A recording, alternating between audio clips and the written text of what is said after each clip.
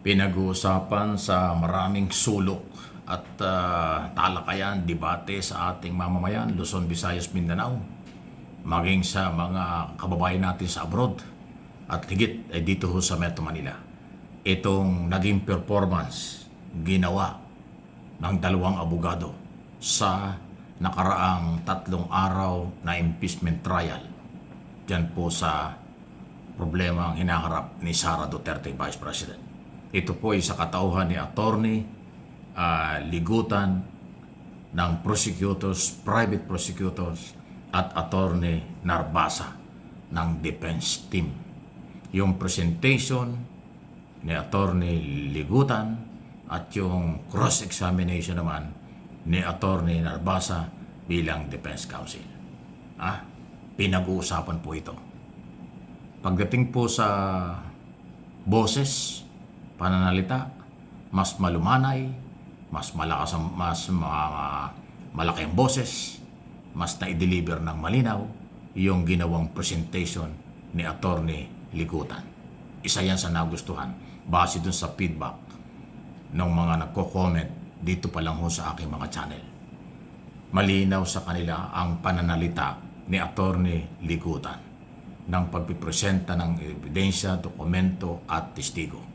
At nailatag niya kung gaano kahalaga ang testigo tungkol sa pagkumpirma ng audio-video na ginawa ni Sara Duterte, ang akusado tungkol sa pagbabanta sa Pangulo, First Lady at dating Speaker.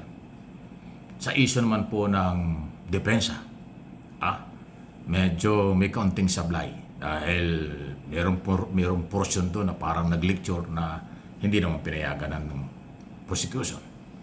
At hindi po, yun ang maliwanag dyan, hindi po nabasag, hindi nasira ni Attorney Narbasa bilang defense counsel sa cross-examination yung kredibilidad, yung kaalaman at pag-amin ng testigo na si Kalilong na original.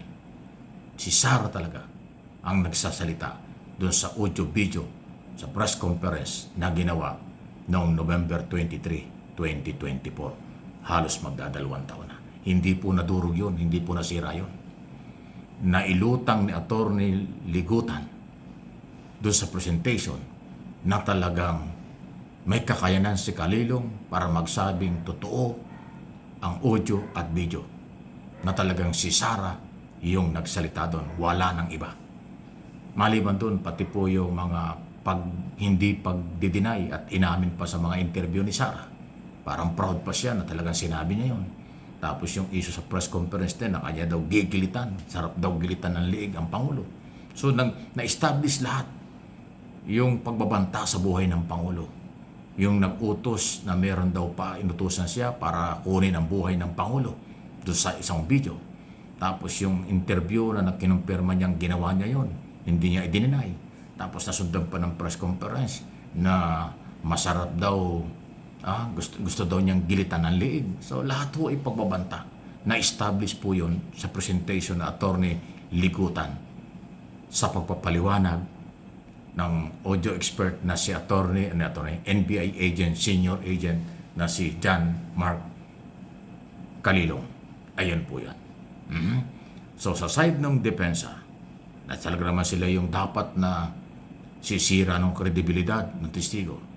Sila yung, ang layunin ay sila yung magdidemolish doon sa pagkatao, kaalaman ng testigo. Hindi po kasi na-demolish .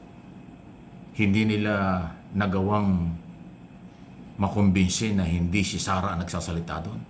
Dahil paulit-ulit na sinabi ng testigo, original po yan. Yan po ay kanya talaga. Wala nang iba. Siya lang po nagsalita niyan. Siya po ang gumawa niyan. Kaya lahat ganun. Ang testigo ng testigo ay yung mga kasama ng media na nagtanong sa kanya. At doon sa pagiging eksperto niya para kilalanin kung original o hindi at kung sino nagsasalita, napatunayan ng testigo. Si Sara Duterte talaga nagsasalita. At hindi po nasira yun. Hindi nadurog, hindi na-demolish ng depensa. sa cross-examination na ginawa ni Attorney Narbasa. Yun po yung aking nakita ron. Yun yung ating napanood lahat. Kaya ngayon pinag-uusapan yan. Sino ang magaling? Sino ang tama? Ayun. Sino ang kapanipaniwala? Ayan. So ngayon, ang dating, mas kapanipaniwala si Attorney Ligutan dahil na-establish niya yung presentation ng dokumento, ebidensya at yung testigo. Na ilabas lahat ng testigo ang lahat ng kanyang nalalaman base sa kanyang karanasan, base sa kanyang kaalaman, base sa kanyang pag-iimbestiga at pagsusuri sa mga taong nasa likod ng pagbabanta sa buhay ng Pangulong paulit-ulit. Yun po yung nangyari. Kaya nakakalamang sa usapan. Ang tingin ng mga tao, magaling si Ligutan, Attorney Ligutan. Magaling yung prosecutors. Kaya nga yung score ni Congressman Luistro, ano sabi niya? As chairman ng House Prosecutors, 10 by 10 daw. Hindi lang 5 by 5, 10 by 10. Walang mali. Ibig sabihin, kung yung 10 ginawa ng team prosecutors sa unang linggo o first 3 days ay 10 tama, walang mali, 10 by 10 ang kanyang description.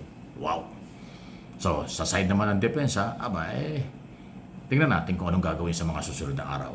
Yung 3 araw ang pinag-uusapan, ulitin ko, hindi nakapuntos. Hindi nila nadurog ang kredibilidad ng testigo. Ay, ang problema doon, hindi na babalik yun. Tapos na yung kanyang oras at kanyang pagharap Unang testigo pa lang, hindi na demolish ng cross-examination. Unang testigo pa lang, hindi nasira ang kredibilidad. Hindi na demolish ang ebidensya. So, kaya yung mga susunod na testigo, susunod na trial, ay laging kaabang-abang. Masusustain kaya ng team prosecutors ang ganong kataas ng level na umabot ng 10 by 10 daw, sabi ng chairman ng prosecutors? Abay malamang, kasi naka-take off na, kumbaga sa aeroplano naka-take off na aeroplano, lumilipad na pataas na ang dating. So, yan ang aabangan. Paano? Anong strategy? Anong pamamaraan para masira at madurog ng depensa? Paano nila i-demolish ang kredibilidad ng testigo, ang sinasabi ng testigo, at ang ebidensyang na ipresenta at ipipresenta sa impeachment trial, impeachment court ng team prosecutor, public and private prosecutors. Yun po yun. Please like, share, subscribe, and follow. Huwag mapipikon, ang pikon talo. Lahat tayo ay may sariling opinion at paniniwala. Ayan ang pinag-uusapan ng marami sa ating mga kababayan ngayon. Inire-relay ko lang sa inyo, pati yung mga feedback sa mga comment section, yan din po ang mga sinasabi.